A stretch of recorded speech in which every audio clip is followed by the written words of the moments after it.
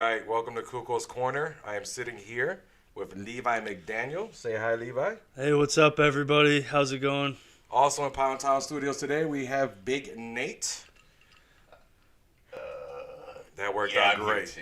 I'm actually off camera, so So our guest today is Levi McDaniel, which is honestly one of the first guys to take me under his wing when I got started. But oddly enough, I remember before even meeting him, seeing his Facebook page and seeing his picture on there where he just covered in blood, and I'm thinking, there's no way I would ever want to meet this crazy looking motherfucker. And give or take, a couple weeks later, we were tag partners, and that's how I met Levi McDaniels. How you been, Levi? Not too bad. How about you, man? Can't complain at all. Just doing everyday basic shit, working like a slave for no reason. So you and being on the scene, you're back on the scene again. Yeah, that's right. Didn't really take too much of a break, but kind of did. I did tell some promoters that I was retiring. I never made any formal announcement on retirement. I just simply stopped working a few places. I ended up coming back and wrestling for MWA, and then I took another hiatus. But I'd say if you looked at my history of matches, the time that it seems like I was gone, you'll still see 3, 4, 5, 6 matches in there. They just weren't very high-profile matches and kind of one-offs, nothing really too important. So, but yeah, right now I'm back at it. I've been wrestling this year with MWA, pretty much every show they have. Done some stuff with a couple Lucha Libre organizations, and kind of staying busy with that right now. Nice. And let's be honest, when it comes to wrestlers retiring, there technically isn't retirement, as we all know by seeing Ric Flair, Shawn Michaels, and Undertaker. So, basically just small breaks until we literally cannot take being away from the ring, and then we jump right back in it. So, let's how did you get started, or when did you first, I guess, know that you wanted to get into pro wrestling? Well, I'd say from an early age, I was pretty much drawn towards professional wrestling, and kind of knew from an early age on that I was going to be involved with it. I'd say about the time I discovered independent wrestling was the time I really decided, I was going to make a go for it. Around that time, I think I was about 16 years old. I already had dreams of being a wrestler, but didn't really know how to do it or where to go, anything like that. That particular summer, I went to Hooters. I was going to watch WWF or WWE. Back then, they still played all the pay-per-views at Hooters, so I'd kind of go there with my friends.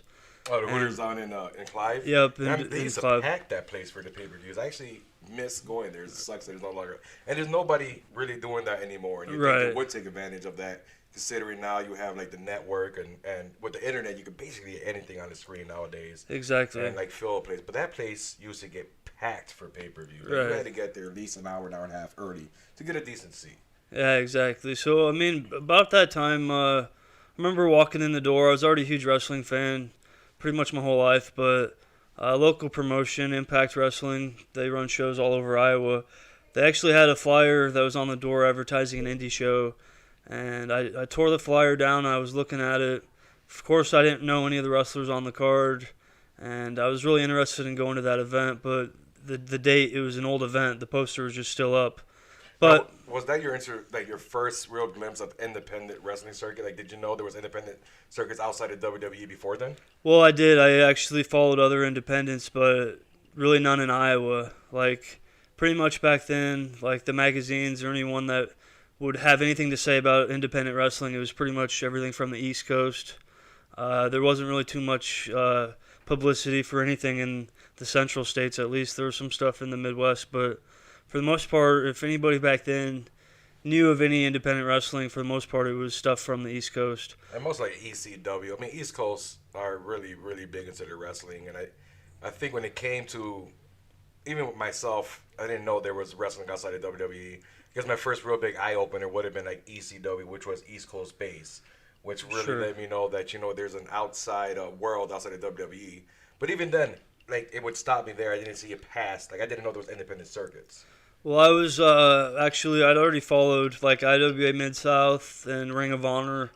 Some of those, which, I mean, Ring of Honor is a pretty big household name now, but back then it was really not really well known still. It wasn't huge yet. So anyways, that got my interest seeing that flyer for that show, and basically that night I decided I was gonna figure out where all these independent wrestlings were, and MySpace was huge, so ended up getting on there and then finding out with you find all these independent wrestlers on there, then make them your friends, and then you'd see their friends, and then like you would just see all this independent wrestling, like it all came together that there's actually indies in every state pretty much.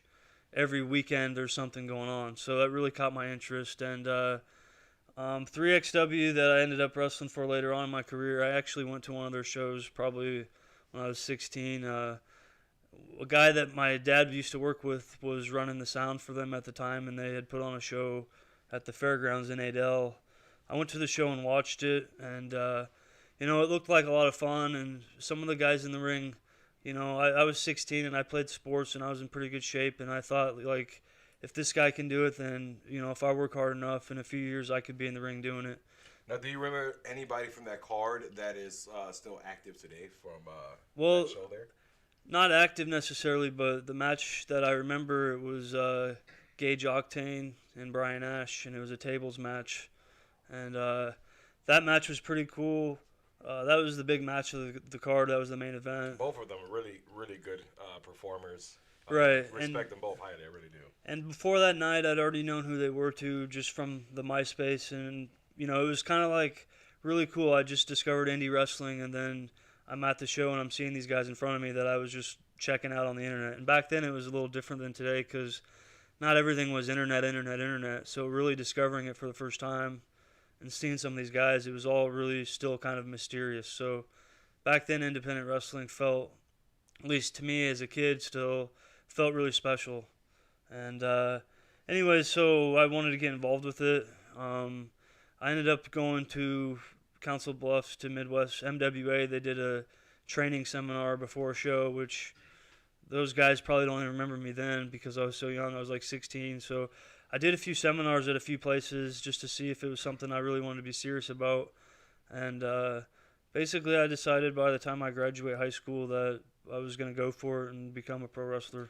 Now, when you went down to the seminar they had down at MW, who was running the seminar down there? Well, that particular night it was Brian Blade primarily. Austin Storm was there. He showed me a few things.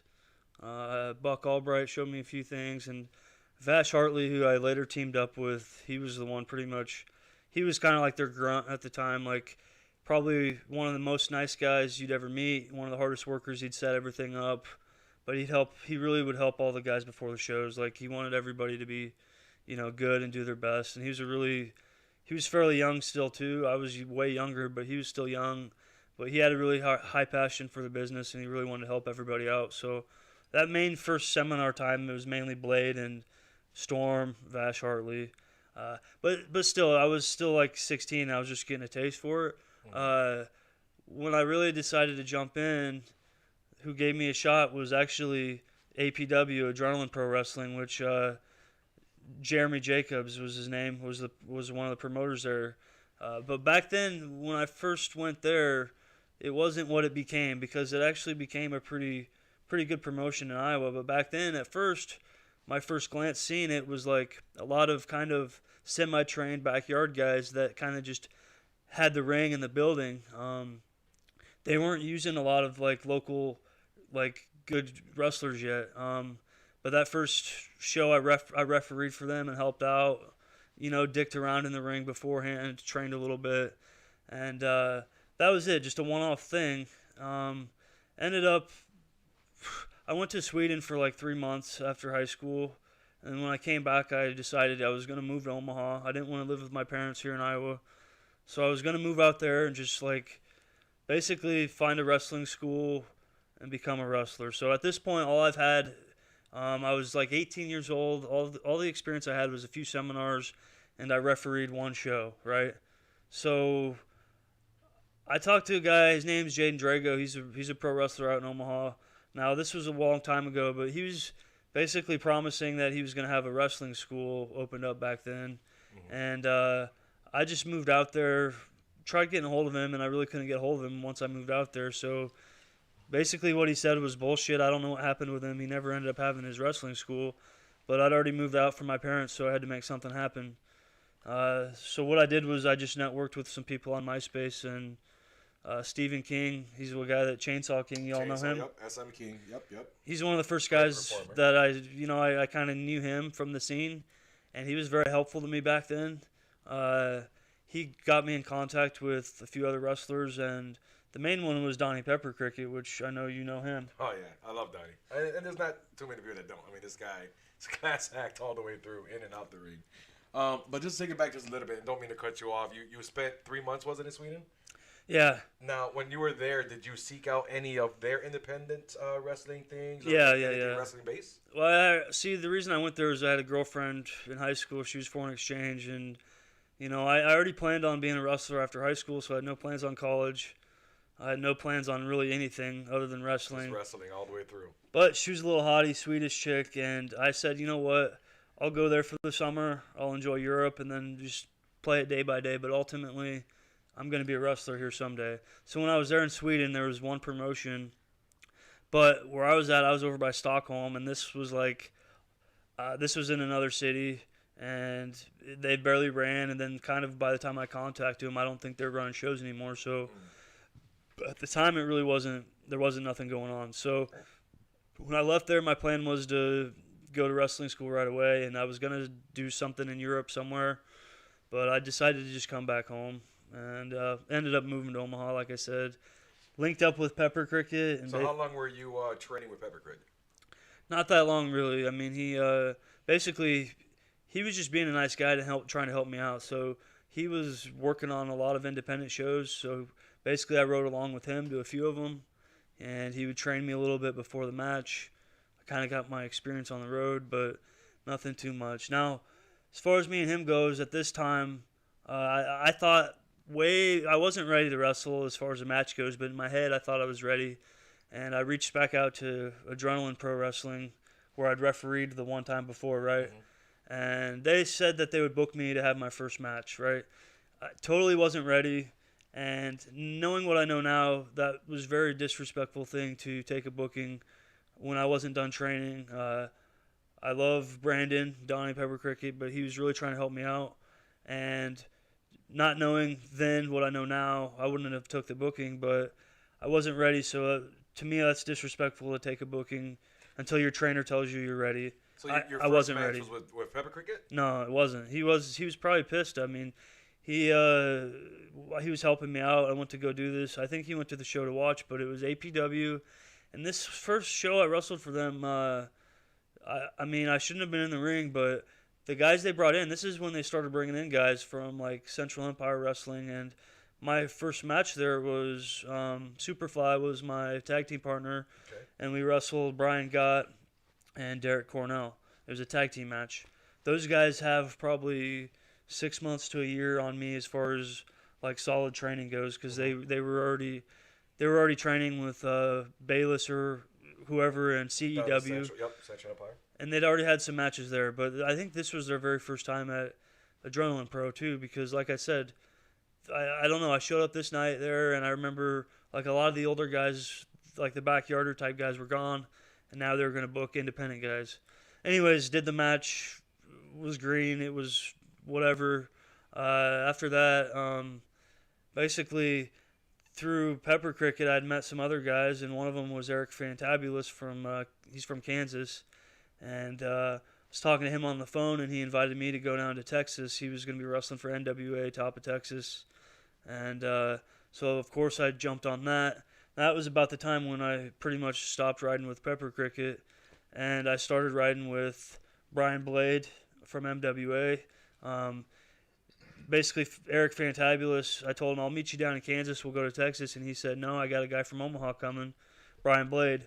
Well, I jumped in the car with Brian Blade, and then the rest is history. That summer, we were wrestling about every single weekend, anywhere from Iowa, Nebraska, Missouri, Texas, Kansas, Oklahoma, and then we'd go out to Colorado too. So for me being green, I was on the road right away. I was traveling, I was meeting people, and I was kind of just doing stuff before the shows, helping out, paying my dues.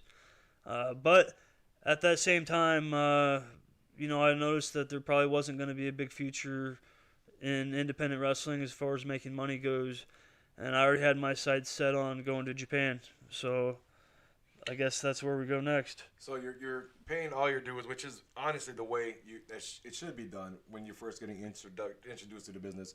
Whether you have a school that you're going to and getting training that way, or whether you're putting your hard work in, setting up the ring, setting up chairs, sweeping and picking up just to have that extra anywhere from half an hour to an hour in the ring, learning from all the other wrestlers around you that are willing to teach you something because they see that you're willing to put the work in, which is a great story. That's technically the way it should be done.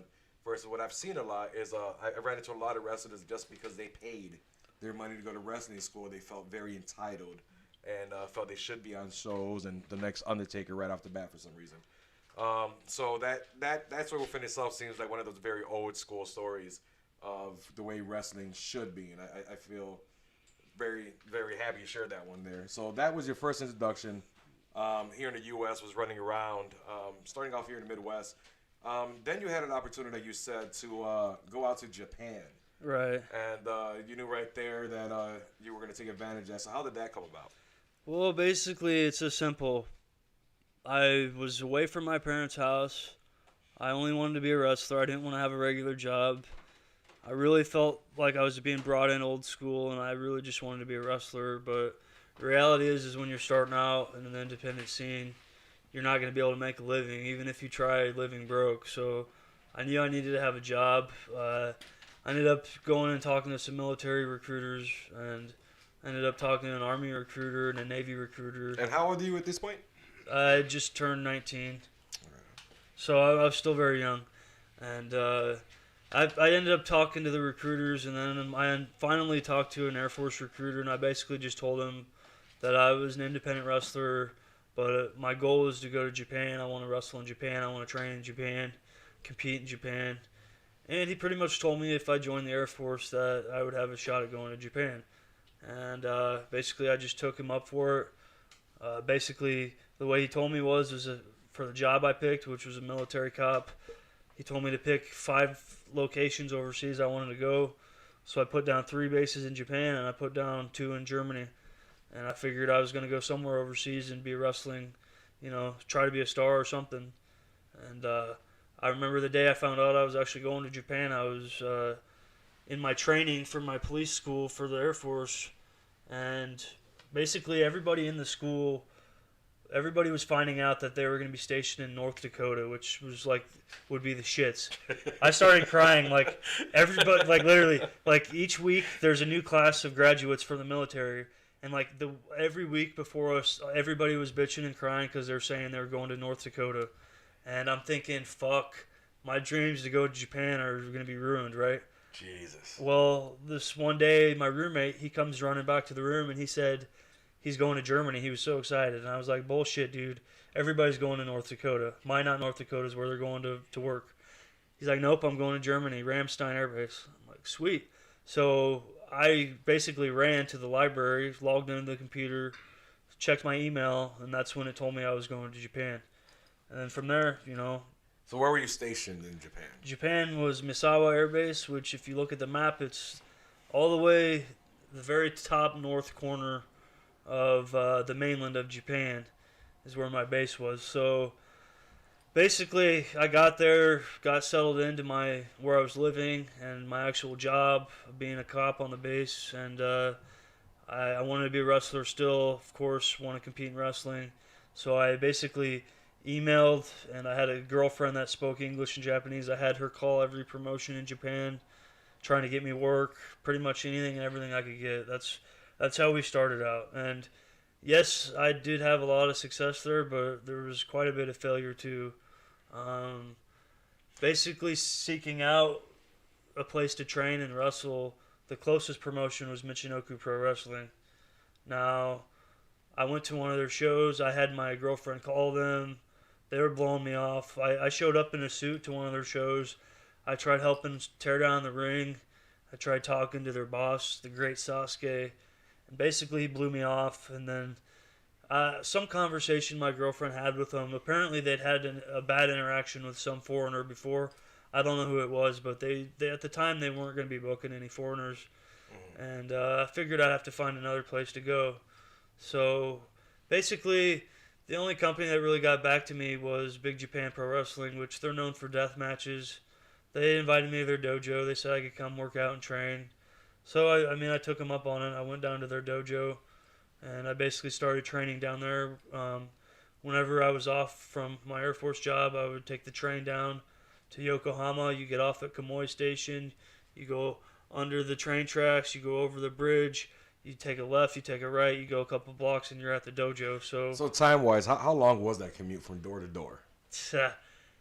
This is where I was crazy, and this is why I never had to pay a dime to Big Japan for training there because they respected me so much.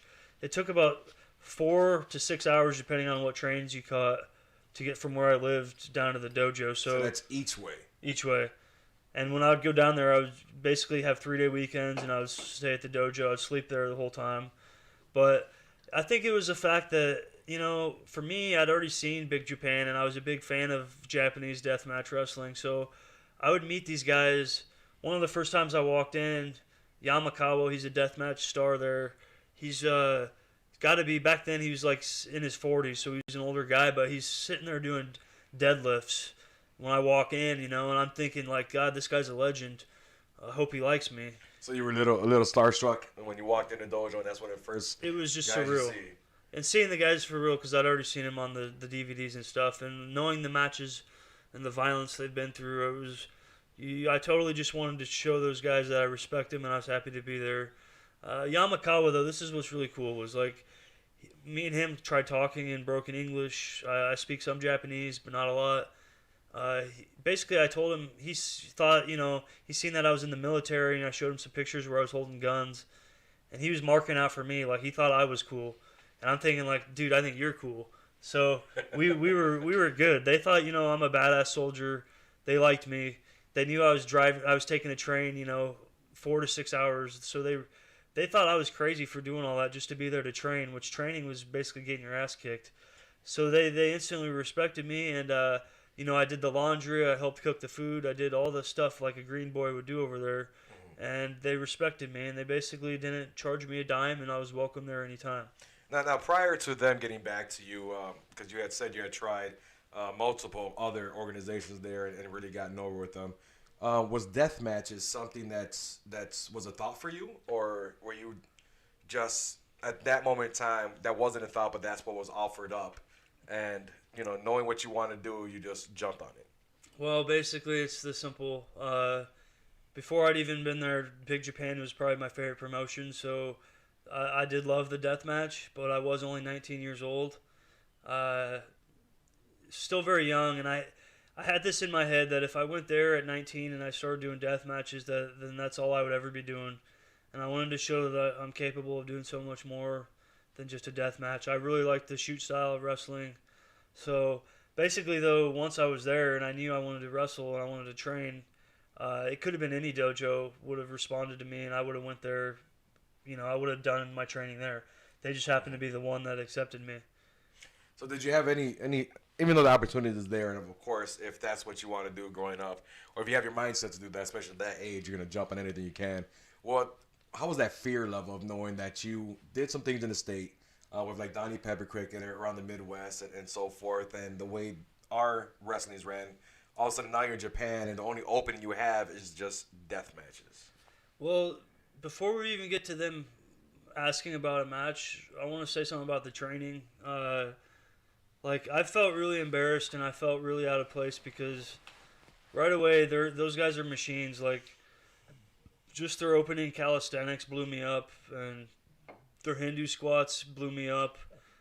I was embarrassed I couldn't do a headstand my first time there. I couldn't do a bridge. How many Hindu squats were they expecting you to do, and how many were they doing? You know, a lot of people lie and exaggerate on the bullshit of these, but, like, they would knock out a solid probably 250. But, you know, you'll hear stories where people say 500, 600. I mean, those are exaggerated. Like, they would sit there and, like, basically just start counting them off and doing them. And, like, the first time I was there, I don't remember doing Hindu squats in any American training before I left. So, like, the only squats I'd done is, like, from the gym, you know, with a regular squat. I could only do, like, 40, man. So, it was embarrassing. And each time I went, I progressed. So, they saw that I was progressing and trying hard. And, you know, I got better. Eventually, I could do a headstand and I could do a bridge. I can do a headstand into a bridge. All those little things, they really people shit on deathmatch wrestling, but you got to have respect for the Big Japan guys because every single one of those guys is a wrestler first, and then they're a deathmatch wrestler second. Like these guys can lift, they can outlift you, they can out calisthenics you, they can outwork you before you even talk about any weapons. Weapons is just part of their art that they throw in there to do their style of wrestling. I mean, So- it's just part of the show or prop of it. I mean, It's just I don't want to use the part word of prop, it. but But part a lot of of people will say, guys that do that match can't actually wrestle. Which with those Japanese guys, that's not the case. They've got a really solid foundation of wrestling, judo, other martial arts before they even hit each other with the light tubes and all that stuff. So, anyways, so when it came to discussing about having matches and stuff, having an opportunity to do a death match, I wasn't happy. This was at a kind of in between time where they weren't really bringing any foreigners over. The last foreigner they brought over was Masada, which he was super over. They were bringing him in quite a bit, but he was one of the guys that was actually getting paid good money to come over there and wrestle, and he ended up leaving them to go to another promotion called Freedoms. And about this time, later on, fast forward, some new CZW guys came in, but this was kind of an in-between time where they didn't really have any foreigners there. The only other foreigner that had been there recently was Craig Classic, and he switched from Big Japan to 0-1, so I was kind of the only one there. When I got asked a question about death matches, I basically turned it down. They weren't going to want to pay me nothing to do a death match, and I felt like it was a trap. Once you start doing them for free, you're always going to be doing them for free. However, maybe that was taken as disrespect because I didn't pay anything to train there. So maybe most guys would take that as an opportunity to do the match for free to repay them a favor. As for me, I decided not to. So basically, I quit going there. I came back and trained a few times just here and there, but I decided I was going to go freelance, which freelance in Japan is basically the term for any wrestler that's not signed or a part of any one organization. You can pretty much wrestle for a bunch of smaller other organizations, but they're much smaller. contracting it out. Basically, what a real independent wrestler is you're freelance. Do you remember who they said your opponent would have been if you took that match? No, and it don't matter. And it would have been a series of matches over the summer, but it was like that doesn't matter to me. I'm not afraid of anybody or who the match is or actually what's going to happen. It's just like I didn't want to be trapped in with somewhere, and I'd also known like I was just thankful to be there, but I'm like, what's going on here? If there's a guy like Masada's left for Freedoms, and before that even, they'd booked guys like Madman Pondo, Necro Butcher. All these guys were not working there at the time. They were working for Pondo, I don't know where he went to, but Necro went to Freedoms, and he went to 0-1. So basically, look at everybody was jumping ship for some Any reason. foreigner at this time wasn't really working for Big Japan. I mean, and it was probably because of money. That would be my guess. And like I said, I figured if I'm a freelance, I could kind of just do whatever I want, go wherever I want, that sort of thing. So basically, it was start from scratch, and I had a DVD. Brian Blade, who I mentioned earlier from MWA, I had him send me a DVD over to Japan of me basically as a jobber because that was my only matches I had in the States prior to that was me getting my ass whooped. But it was the only thing I had, so I had that DVD now. And I made copies of that, and I sent that out to everywhere, trying to be a freelance, and then I got some work. I mean, showing that you could actually sit there and make somebody else look golden is honestly showing your skill. A big part of being, for me to take, a big part of my job or anybody's job in the ring is honestly making the other guy look good, making the other guy look strong, or making the other guy look weak, and then overcoming that battle. So that right there, I think, is probably one of the best resumes you can send out there. Is you literally getting your ass kicked over and over. It's realistic too because like I'm not a guy that's like a giant, right? So if I'm a foreigner there and you're not a giant and you're really still young and a nobody, you're gonna get your ass whooped there too. So they're gonna put their Japanese guys over on you. You're not gonna come in and be a star. No. I knew that and I didn't expect that. I just wanted to go wrestle and have fun. So I threw out the DVD of me getting my ass whooped. The first company that basically the owner came, bought me dinner. Basically, his name was Crane, was what he went by, and the promotion was Hokuto Pro Wrestling. And Hokuto Pro Wrestling, they are in Hokkaido, which if you look at the map, it's the big island that's above the mainland. So this is an independent promotion. they ran all of that. That was their territory. And basically where my military base was basically on the edge of the mainland Japan. So all I had to do was take a ferry Take a boat ferry right there from one to the other. up to Hokkaido. And the way it worked was they would pay for my ferry boat over, and then they would pick me up. They had like a little bus. Well, it was more like a big minivan, but they'd have all the wrestlers on it. They met me there. They picked me up, and then that's how you would tour as a group. I mean, that just shows a big difference from you taking that 4 to 6 hour commute out of your own pocket, doing everything you have to do, paying your dues, and then your next opportunity, well, now they're buying you dinner to talk to you and paying for your ride over there, picking you up. I mean, that just shows hard work and dedication. I'm assuming, even without you doing a match there, word had spread about the crazy freaking foreigner from the freaking Air Force that's taking a 6 hour trip to put in his fucking work. Yeah, I mean, the thing is this, they really liked me up there, and I was pretty over, actually, because they hadn't really seen at this time, a lot of foreigners really were not wrestling for that promotion. I was kind of the one. More came later on. There's a lot of other guys that came later on, but at the time, I was just a young 19, 20-year-old boy. I was just fresh face there, and basically they would help. There's Hisakatsu Oya, which he was a famous older wrestler from Japan, and he would train me on the tour. So I had basically a new trainer in Japan. It was him, and then I would do their matches, and then I would party after the show. And basically they paid for everything. They paid for the boat ride over. They paid for the food. They paid for the lodging. They paid me very well for the match, and then the after party the fans paid for. So I really felt like a star early on in my career. I mean, that was literally going to lead me to my next question. Like, the difference between American fans and fans down in Japan.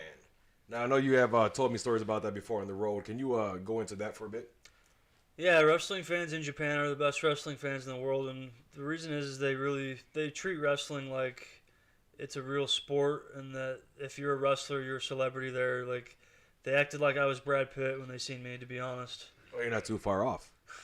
I don't know about that, but they really felt like you were somebody when you would wrestle there, and then you would talk to the fans. They would treat you like you're not just a guy that's doing this, Mm-hmm. I mean, I've heard stories of the fans out there after shows. They literally pick up the area around them and put their own chairs away. Sure. I mean, my favorite thing about the fans was like going out to the bar after the show. You'd have a beautiful woman sit next to you, a Japanese woman. She'd be buying you drinks and feeding you food, and basically just be giving you attention all night. And whether it was a girl or a guy, there'd be guys there that were just straight fans, and they go out of their way to give you food, to give you alcohol, to basically, they want to be as friendly as possible, and they really appreciate you giving your match to them. That's what they appreciate. So basically, our next video cast needs to be out in Japan. That's where he's getting at. Looking straight at you, Big Nate. Yeah, make that's that happen. Be a tough one. I don't know if we're gonna be able to swing that. I don't know if anybody notices this, but this is not the fanciest of all setups. It definitely doesn't travel well. How long were you working for that promotion?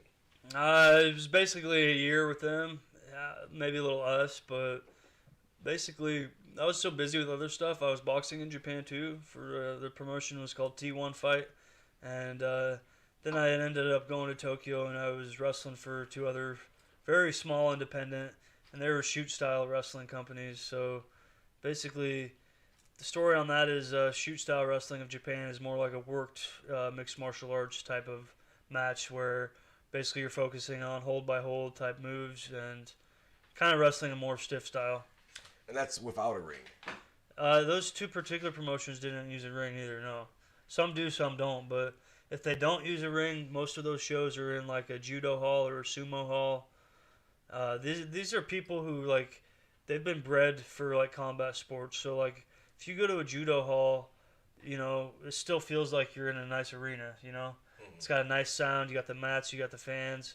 But yeah, these 2 particular promotions, they're pretty small. I wrestled for them shoot style, and the best decision I made was going there. The first one was Megumi. The reason I say that is I was a big fan of Battle Arts, and Battle Arts was a promotion that did shoot style. They did have a ring, but the owner of that company was Yuki Ishikawa, and the referee that reffed the shoot style show I was on, I started talking to him about wrestling after the show. We were talking about shoot wrestling. We were talking about battle arts. We were talking about Ishikawa. And he said, Ishikawa, he's one of my good friends. And I said, really? And he pulled out his cell phone and he dialed it and he just handed it to me. I'm like, okay. So I talked to the guy, I told him I was wrestling, this and that. Basically, he invited me to train with him one-on-one that Friday. Then we were going to go out and party. So I took him up on it. We did a little training one-on-one. It was like in a little martial arts school. How did that training go?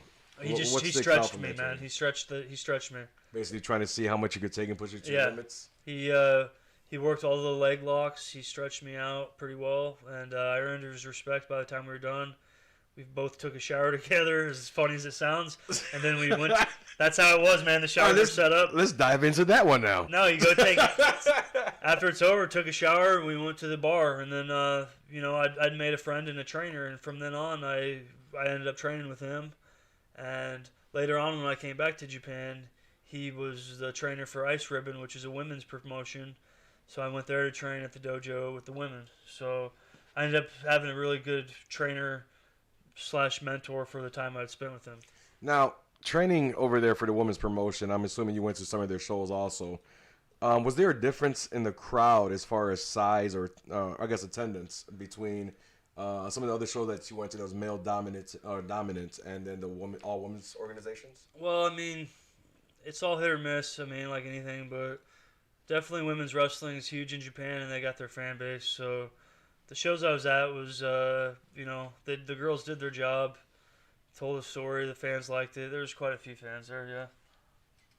So, from someone that has no idea what's going on in the whole, women's wrestling, I mean, obviously it's been bigger in the U.S. as of recently. Right. When you were doing it back at that time, what was the talent level? Like, were they like spot on technical, like master? Like, because now we ran through, and unfortunately I have to use WWE for a long time. Where we have women wrestlers. Like, no, you have a bunch of models, right, that do stuff. Like, were these like technically trained, like athletes? That yeah, just happen to absolutely. Okay, so I would say this, man. Like, as far as women's wrestling goes, I'm gonna go on the record saying this right now.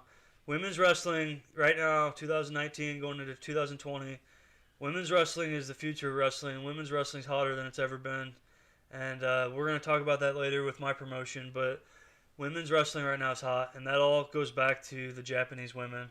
They were the influence for pretty much all of these women you see on TV, whether it's WWE, AEW, Ring of Honor, Impact, the Independents. Most of these girls at some point studied Japanese wrestling.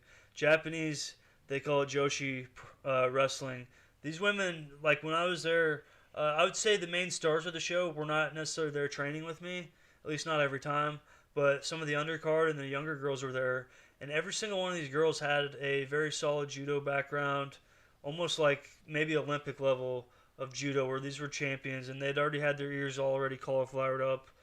These were technical women, and they knew all the throws, they knew all the submissions, and the way we were training was literally like a martial arts class. Like, I felt like I was at a judo class or jiu-jitsu class, because we would do all the real moves, and then we would spar for real, and then we would also do other drills, and then maybe the last hour we would actually only do like some worked professional wrestling spots.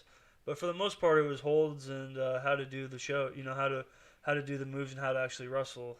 And these women were very impressive, and this was about 2011, 2012 time frame. So they've really come a long way since, but like I've watched the WWE's women, and I've watched the ones that compete on AEW the other night, and I would say without a doubt right now, women's wrestling is hot, and I don't think it's going anywhere. I think it's only going to get stronger.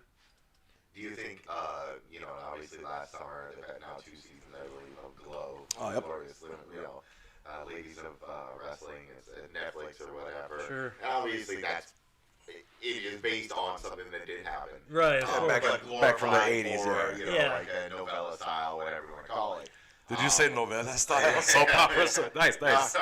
Homage to your people, Louis. So with stuff like that, do you think that also kind of helps? Just seeing like, hey, here's a big pop culture thing. Sure, yeah. That kind of says, hey, It influences. Also, It can influence. And the Sorry, reason are you why- asking did the show influence the women's wrestling, or is it the women's wrestling that influenced the show? help? Like something like that. Let's say, I think so. Obviously with your, obviously your time promotion, but with the promotion and stuff like that, when you see people seeing a Netflix thing, Absolutely, that is completely relevant to what you're going to be doing, and people go, oh, it's like the Exactly. And here's why really is this, because Netflix is mainstream. Almost everybody has Netflix, or they've, almost everyone has it, right? So I've never heard of it, but continue. there's got to be women out there who have watched this show, who have never watched any women's wrestling in their life, any pro wrestling, and maybe it empowered them to think that they could do it, and maybe then they discovered some sort of wrestling because of the show, You never know what it can influence, but any type of show that has something to do with wrestling definitely can influence someone in some way. And I think the show like that really shows women, like, yeah, this is based off something that happened. You might not be aware of it, but it did. And if you think that's cool, well, here's a whole underground world of women's wrestling you can go discover. And maybe if you work hard enough, you can be a part of it. I mean, even digging into the backstories of the characters that those women were actually portraying, their stories were very similar, as the point that most of them, or majority of them, weren't raised with a wrestling background. It was more Exactly. getting into acting or something like that, and this was a production that came around, and they literally just not only gave it their all, but just once again got bit by the wrestling bug. And it's just one of those things. When you get bit, you either scratch and like treat it, or you embrace it. Exactly. And like you said, I even think about that aspect of people that's not introduced to wrestling outside of WWE seeing this show, especially women or young girls or whatever you want at whatever age group. And now this has influenced them or brought wrestling to their attention to a whole new level, which is only going to bring up once again women's wrestling, which you are calling is going to be the future of wrestling. Yeah, and I honestly, here's the deal. I mean, men's wrestling's evolved, but it's easy to say that wrestlers from each generation bitch, but if you really look back at the history of wrestling, every generation has bitched about the next generation from the very beginning of wrestling. So, like, expecting wrestling to be evolved into what it is now, I mean, it really shouldn't be a big surprise. Some people don't like it, but wrestling's evolved every decade since it started, and the decades of the past have always bitched about the decades of the current, right? That's just always, honestly, the way the trend's always been. But as far as wrestling goes with women, they're hotter than ever. I mean, if you watch WWE, I honestly, I've had such a bad taste of WWE for so long that I almost wanted to give up on it. But I would say right now, at least of recent year, it's more enjoyable than it's been in modern recent year. And big part of that is this push with the women's wrestling. And to be honest, and I hate saying this now and in time where we're at, but back when I used to really get into like WWE's product would have been like the Attitude Era, and seeing any women's match back then was basically my cue to go to the restroom. And it sucks saying that now, but that's just what it was then. Let's be honest, it wasn't for their technical prowess, it wasn't for any of that stuff. It was all visual. Exactly. Nowadays, I mean, they just headline WrestleMania? Wasn't one of WrestleMania's main events an all-women's match or the women's title match? It was, and it was, I mean, you know who it was. What was it? Becky Two Belts was in it, and Becky Two Belts. She won the two belts. Charlotte Flair, and you had Ronda Rousey in there. So, but right there, you got three awesome women in wrestling, and then they had the Money in the Bank pay-per-view. If you watched that, it was basically a pretty good little thing. Bayley, everybody loves her. She ended up winning the Money in the Bank, then she ended up winning the title from Becky. So, I mean, we could sit and talk about women's wrestling all night with that. But they have their own pay-per-view also. No, is it Evolution? Don't they have their all-women's... Didn't they just have all-women's pay-per-view? I'm more than positive they did.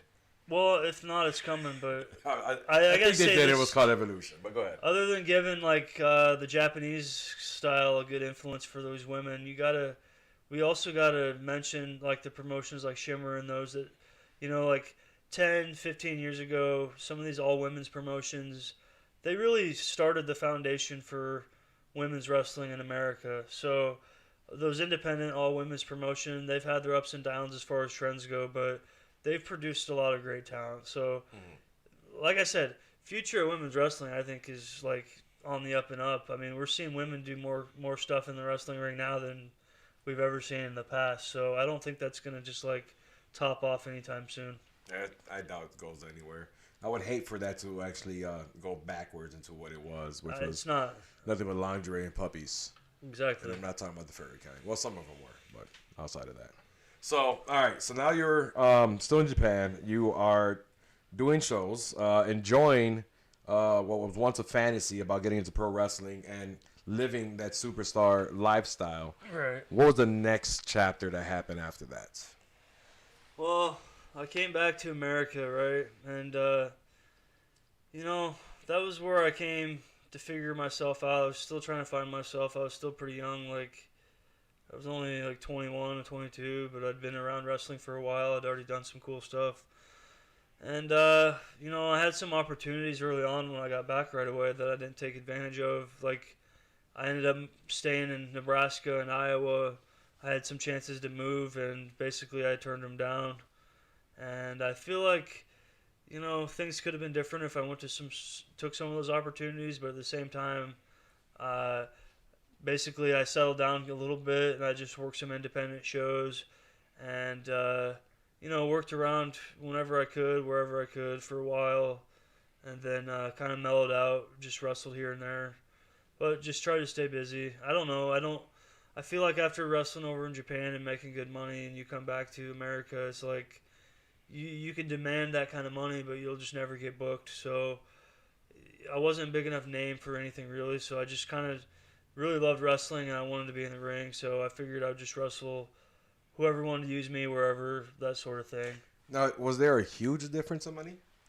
Yeah, I mean, for the most part. I mean, like I said, over in Japan, you're making killer money, and not only are you making good money for your match, but like I said, you go out after, the fans pay for everything, and promoters over there, they would be more willing to pay you for everything. Here is more like you got to negotiate, and you have to have a little bargaining chip. You got to, yeah, I mean, if you really are an independent wrestler here and you're asking for a lot of money, you really need to bring something to the promotion.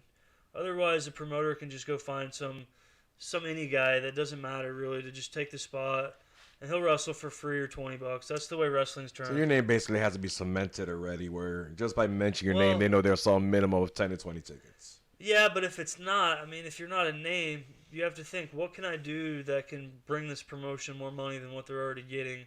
So one thing I will say is everywhere I've wrestled, I've always tried my best to get people to come to the show. So I feel like if it's anywhere local, at least, I'm one of the guys that I always go out of my way to make sure people come and they're spending money. So I know what the business is about, and I know what the gimmick's about, and I know what the promotions at the end of the day. Some of these promotions are ran by marks, and they're going to be losing money every time. But a good promoter is after he's there to run a show like a business, and he's going to want to try to be successful and have a bigger show every time and make money every time. So I'd want to be, if I'm a part of a company, I want to be invested in the company, and I want to help the promoter make more money, and I want to help them make more money so I can make more money.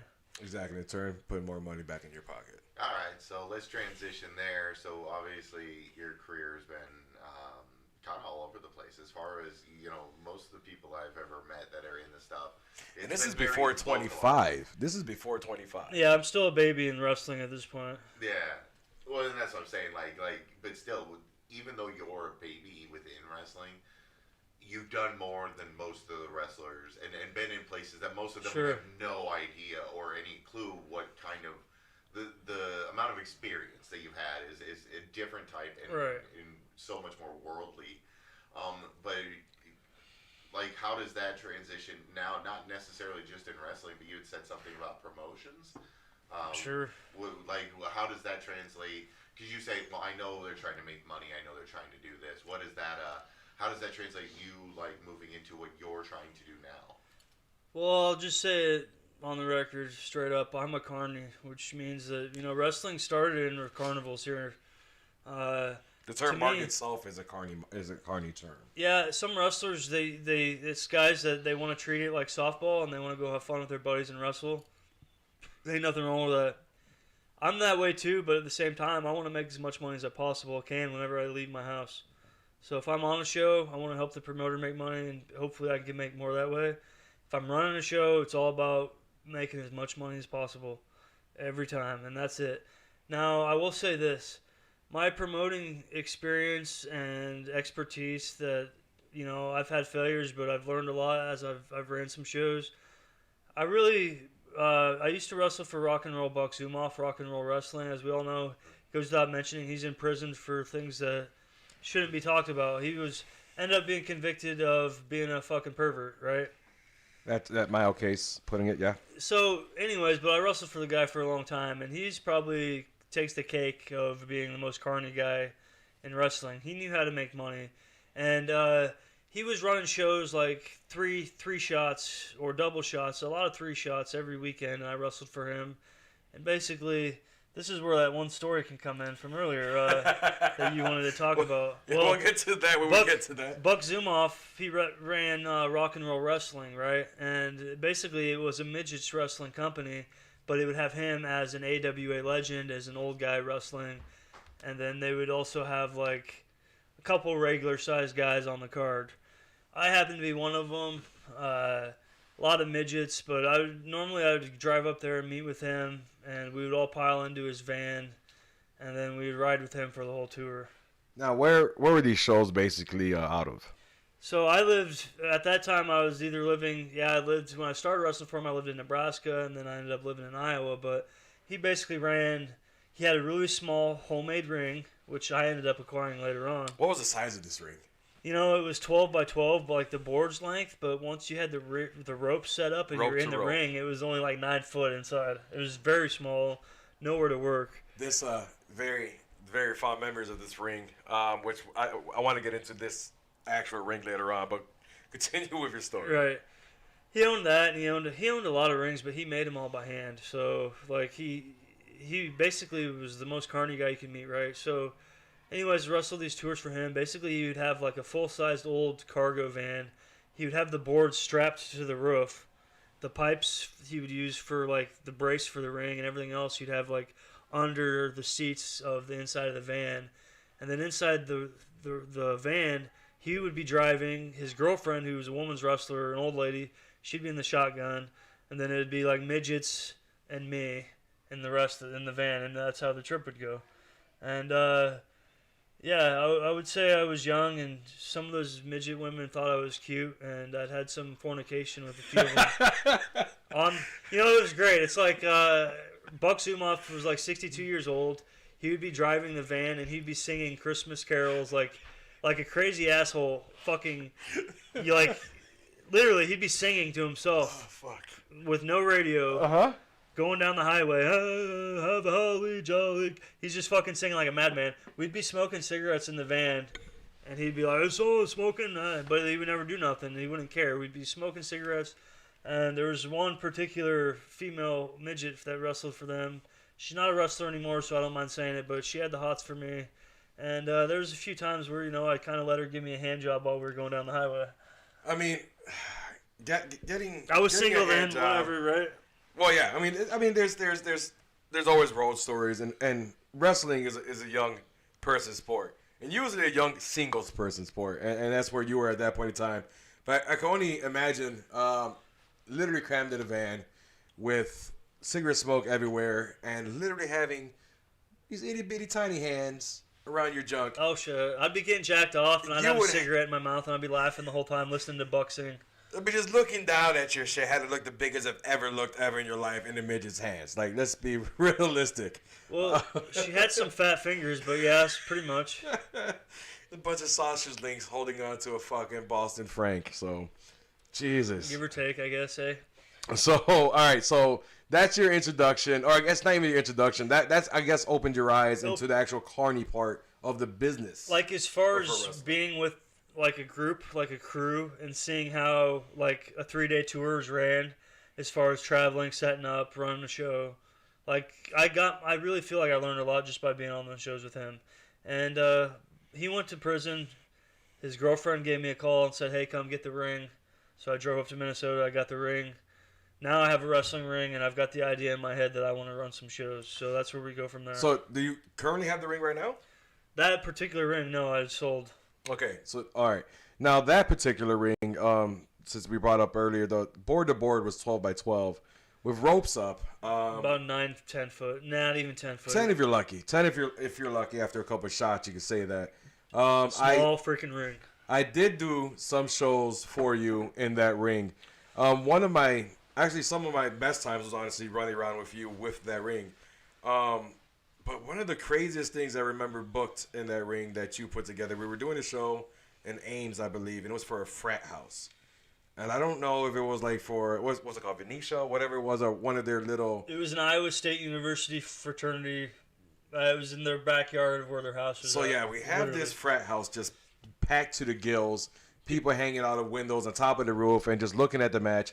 And the match that I was in was myself, and I'm 6'3", at that time probably 270 pounds, against Magdog McDowell, another big guy, another heavyweight, easily 280, a little shorter than me, not by much. And then the third guy, JD Riggs, which is easily 6'5", big 350 to 75 pounds, all in a 9x9 working space. And you know what? I'm so laid back and chill. I'm like, okay, so basically, my idea when I got this fucking ring was to make money. Like, I am not going to go rent a building and put on a show like all these indies are doing. I'm going to do paid shows only. These kids, these college kids, they got a hold of me. They wanted to do a show in their backyard. They had the money for me. So I said, sure, let's put on a show. We all left with money in our pockets that day. I'm not complaining at all. That was actually one of the funniest times I had. I almost stole the fox, like an actual Arctic fox that night. Almost put it in my gym bag. Yeah. If they're listening to me, that never happened. It was just a story. And that night, too, I wrestled Mantar, former WWF Mantar, and we did a little hardcore match where I had my head split open with a steel chair by him, too. Yeah, that happened. And as soon as it was over, Party Lewis wanted to stay around, or Party Kuka wanted to stay around and keep partying. But we literally, as soon as the last bell rang, we were tearing down and heading off to the next venue. So, right. But not only that, you also were doing bar shows with that same ring, which I remember the very first bar show you did was on the south side of Des Moines on a Wednesday night during a blizzard. And I remember bell time was about 7 to 7:30, and I remember calling you about 6:45. I'm like, there's no fucking way this is going to happen. It has to be canceled. He just forgot to call me. So I remember calling you, and I'm like, dude, like, the weather's shit. It's fucking Wednesday night. Ain't shit gonna happen. And I could just hear the urgency in your voice. Like, dude, you need to get the fuck down over here now. Like, we are packed to the gills. That's right. And we haven't even started. And I was like, what? What the fuck are you talking about? I'm like, all right, fine. So I get my shit. I swim as fast as I can. I get down there. And as soon as I walked through the door, it was literally shoulder to shoulder on a Wednesday night during a goddamn blizzard. And that was the most packed I have ever seen, to be honest, ever seen at that point in my career in wrestling. It was just, I mean, we reached capacity and we're still cramming people in there. And it was 18 and over or 21 over. It was at a bar, so it had to be 21 and over. No children, it was packed, man. Best fucking show I ever been on. I mean, profanity was a lot of. Before that, I was just doing family-based shows. Just bring your kids over. You know, if you said shit, you kind of had a quick pause, like, oh shit, I shouldn't have said that. Here, I believe I literally told a gentleman in the crowd to suck my dick, and I almost pulled my shit out. Oh, yeah. And I just remember just being amazed, like, these motherfuckers not only came out during the blizzard on a Wednesday night knowing they have to fucking work tomorrow, but we all basically got shit-faced. Everybody in the crowd was shit-faced. Yeah. Majority of the wrestlers got shit-faced after the show, and it was just fucking an awesome time.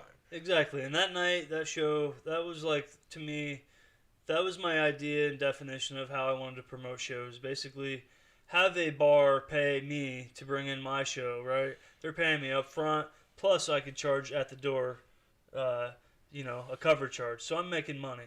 And have sponsors on top of the deal. So everyone got paid that night. Everyone that talks shit on me, well, I'm guaranteed the ones who talk shit haven't worked for me, because if you wrestle on one of my shows, chances are you made some decent money.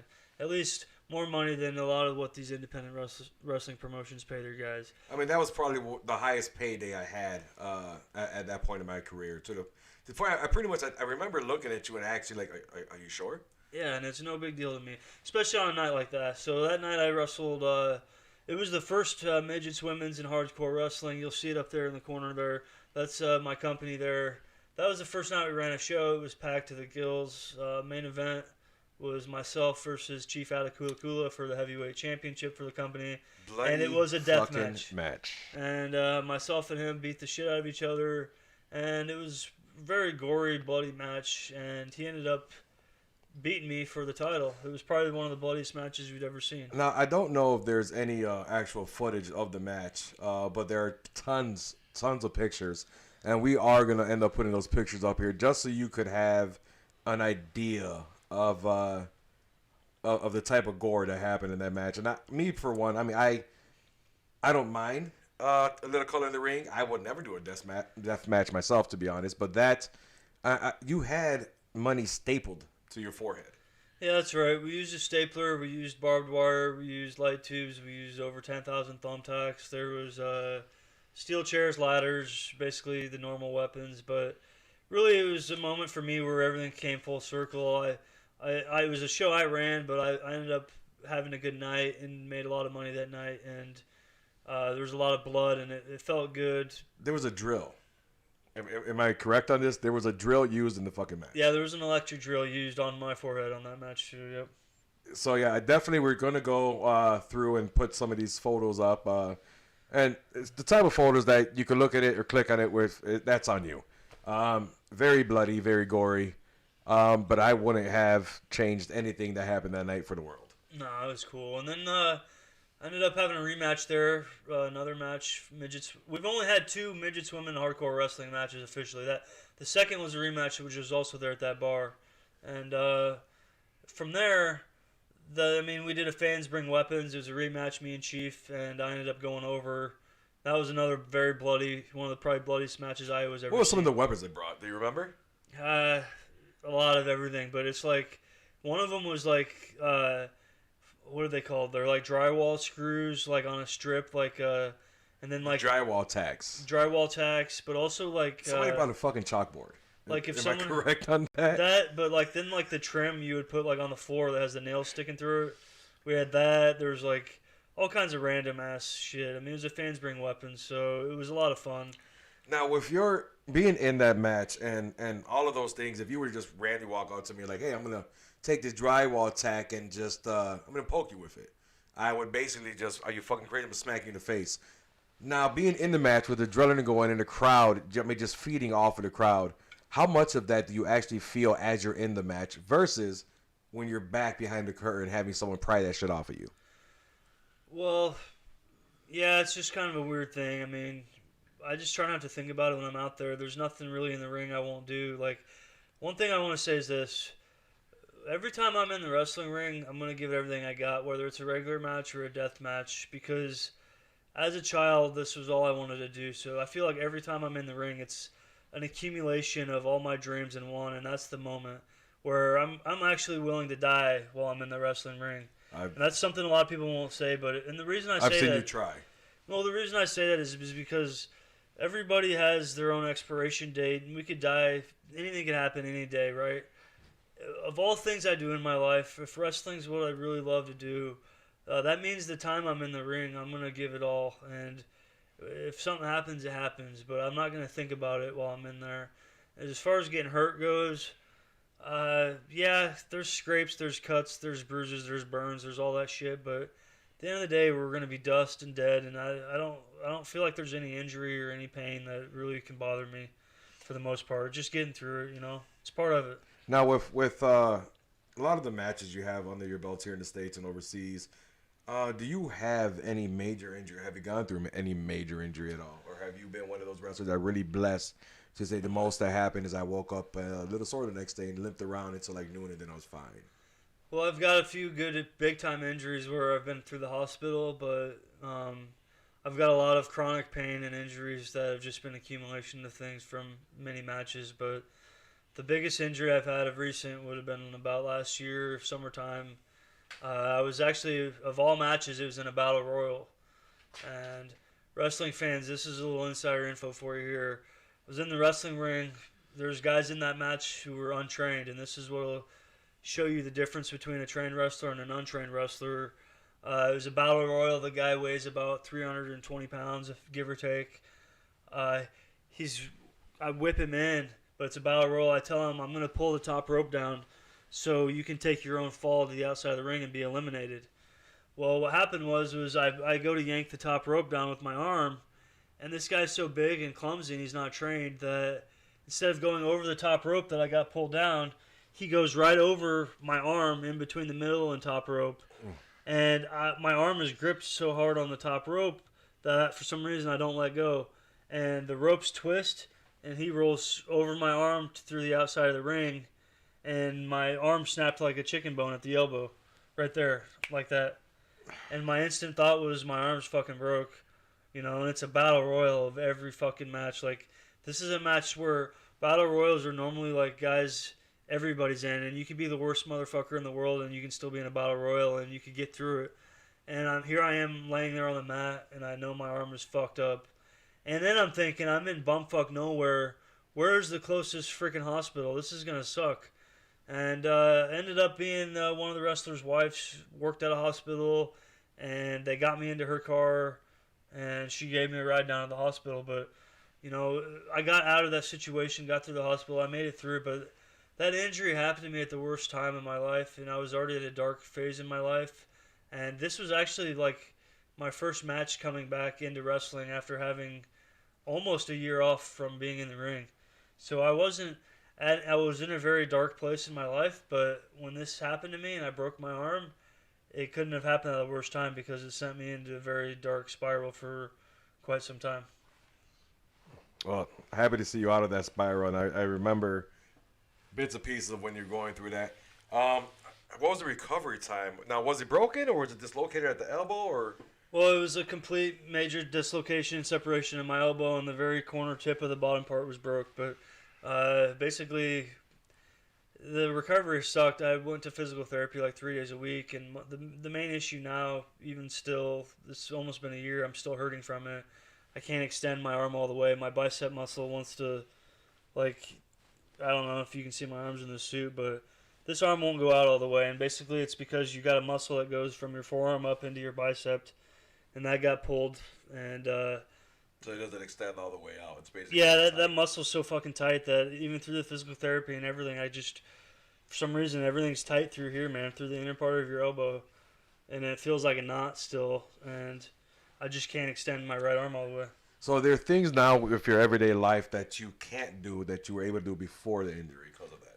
No, not really, but it just, at first I really noticed it at first, like I would stick my arm straight out and I'd look at my right arm and it's like bent at the elbow a little bit, my other one would be straight, and that really bothered me mentally. And then like once I tried punching the punching bag and it felt weird and like different things like that, like, but I really have just figured out how to deal with it, and I still stretch on it, and whenever I lift weights and stuff it hurts, but it's just something.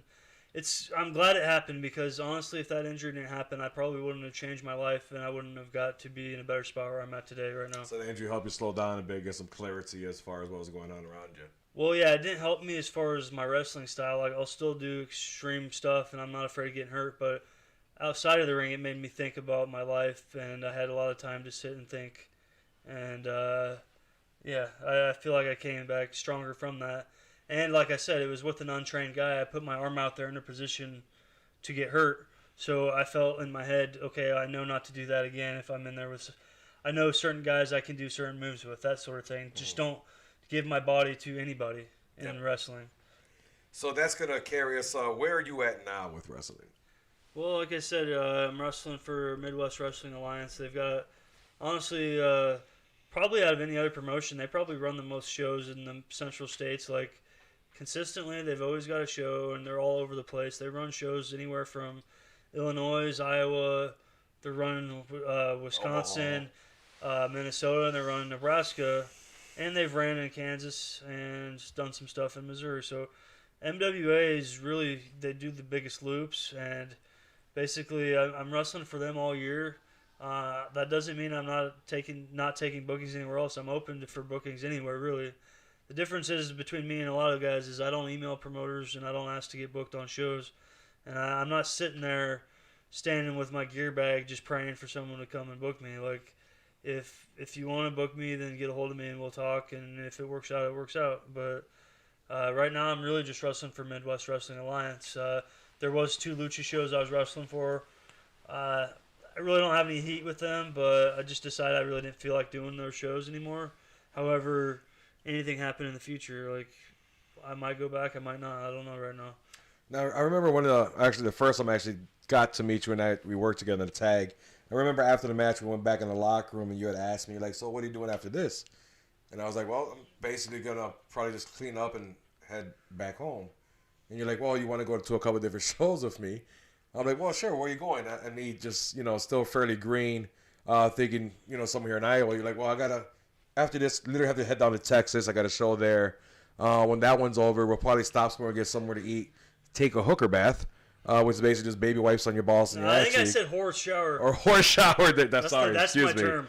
Or take a horse shower. Then we got to book it up to Canada. Yeah. This was all. I mean, we had this conversation Friday. You said we'll be back home like before Monday morning. Right. I was like, this is fucking nuts. But that's basically my first introduction into you, and that stuck out quite a bit. And I remember you, and I'm very thankful to this. You literally took me under your wing, and we had one shot. I remember going out with you, and I was just a little puppy dog. Anytime you called, you were going here, you want to go, yeah, I'm down. I remember doing, I think it was fucking 6 shows in a 3-day span, and I think we hit like 4 fucking states, starting on Friday, and literally had to be back at work Monday morning, and it was just nuts. And that was the way that I got basically how to branch out and learn more, was basically doing that versus just working for that one promotion or just being happy to work for one promotion, or basically just in my little circle here in Iowa. But yeah, you basically taking me under your wing had take me to Cleveland. You took me down to the Dakota, or took me out to the Dakotas. We went basically all over in one summer, where I've seen more states and did more travel than I ever did in my life. And that's just the way you go for bookings and wrestles. You would literally go from one booking in Iowa down to Texas to make the bell time, then right up to fucking Canada. Minimum rest and sleep, and get it all done with a fucking smile. Oh yeah, and that's paying your dues and putting in work, getting your name out there. Yeah, and you know what? I did that for so long, and now I'm at the point where it's like, yeah, I'll do that, but there's just so much other stuff in life that I got going on, and I would love to just wrestle every single night of the week, but reality is I gotta, I got kids. I got 2 kids to take care of and a woman to take care of now, other than myself. Congratulations, you just had another baby. Yeah, another beautiful baby girl. What's her? If you feel like it, what's her name? Her name's Emma Lou. You want to give a shout out to the babies out there? Yeah, all the babies out there, especially any wrestling. Anybody that's wrestling out there that's got children and knows how it is, because kids change your life a little bit. I mean, look, I'm not letting kids or my woman get in the way of me wrestling, but I will tell you this. I'm not going to go out and do it for nothing, so if it's a fair price, I'll be wrestling everywhere. The difference is between me now and then, for the most part, is I've smartened up and I've realized my worth, and I know that I could still go to Japan and wrestle anytime I want, and I know that I could put on a good match, and I know that I could put on, the best that I could do, I will do, and I could draw money for a promoter if they want to invest in me. I can help get people to shows. So I really just want to work with companies now that they want to work with me, and that we can be on the same page, and we can come up with an idea of what needs to be done to get more people to the show and how we can draw more money. Now, being willing to work with other promotions out there is part of the business, but you also have your own promotion you're getting off the ground right now, right. Don't you? Yeah. Okay, so Midgets Women's and Hardcore Wrestling. Like I said, I did the 2 shows before, and then after that, basically that promotion went on hiatus. I went into business with former WWF superstar Mantar, and we were running our own show called American Heritage Wrestling. And basically, everything that American Heritage Wrestling was is stuff I do not want to do or repeat. Like my first 2 midget shows, women and hardcore shows, they were awesome. Then when me and Mantar started doing business together, it was just having a business partner. Basically, it caused stress, and nothing really good came of it. I wasn't really myself, and a lot of that time was spent, like, if you'd see me at a show, I wouldn't be chill and cool. I was stressed out and worried about something. I don't like to operate that way. Like, my promotion now, the only thing I'm focused on as far as my shows is this Midgets, Women, and Hardcore Wrestling. I'm the guy in charge, so I'm the guy running stuff. But here's the main difference is I'm setting myself up with a good team of people. I'm in charge and running it, but guess what? I'm respecting, and I really want the best that's out there for every single role, whether it's a ring announcer, security guard, bell ringer, the sound guy. I'm trying to set myself up to have a really good, solid person in all these roles so I can show up to the show, have a little speech, and then everything. Let this sound guy and ring announcer coordinate with each other. Let everything come together. Let each guy do their job. Let the guy feel important. Let him be important. Let their roles matter. And come together as a group to put on a good show.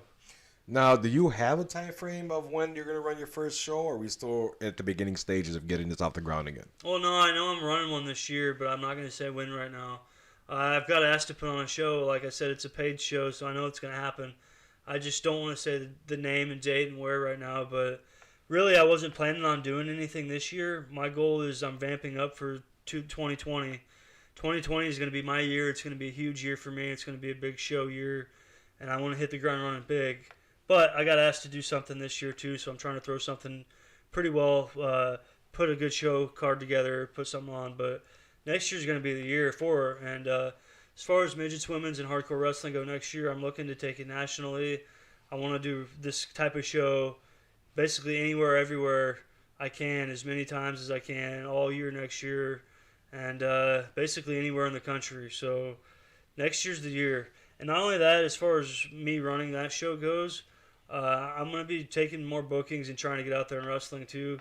And I'm also going to open myself up for other promoters if they want to use me for something as a manager or another position other than wrestler within their organization. So 2020, I'm planning on, 100% in. I'm going balls to the walls with this, and it's going to be a good time.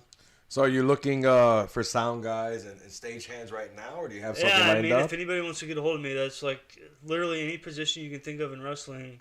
I've got, maybe someone in mind, someone I've talked to, someone who's committed to something, but I do need a roster. I'm trying to build a solid roster for 2020, and that roster really is going to consist of midget wrestlers, women wrestlers, and then, of course, hardcore wrestlers. If you're a regular guy, like a normal-sized wrestler, I might have a spot for you, but they're very limited. So if you really do want to be a part of the company, there still is a spot for you, but you're going to have to be willing to do hardcore matches. So just to clarify, what do you mean by a normal guy? Like what are you looking for? What I mean by normal, I shouldn't say normal. I should say just your typical indie male wrestler, not a midget, not a woman, just any independent wrestler man that wants to be a part of the show.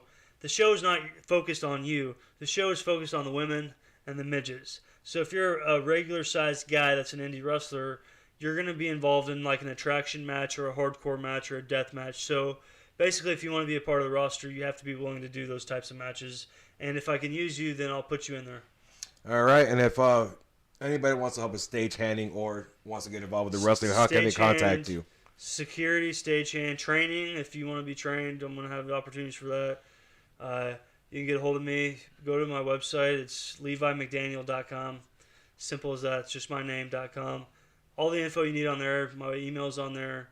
All my upcoming dates are on there. My biography's on there. All my match history's on there. Everything you need to know about me's on there. And there's links to T-shirts and other merchandise as well. All right. Is there anything else you want to add to this before we wrap this bad boy up? Yeah, just to the fans that support me, I really appreciate it. I don't focus on any negativity or hate, but the fans that really appreciate me and what I do, I really feel blessed that I can perform in front of you. And I'm not going anywhere, whether people like it or not. I'm going to be around, and I'm going to be wrestling until my heart stops ticking. So I'll be going strong. Thanks for supporting me. All right, I want to give a big thanks to Levi McDaniel for coming down and being awesome today. Want to give a thank out to Big Nate also for putting this together and Pound Town Medias. That's right. So I hope you guys enjoyed the show and hope to hear from you guys soon.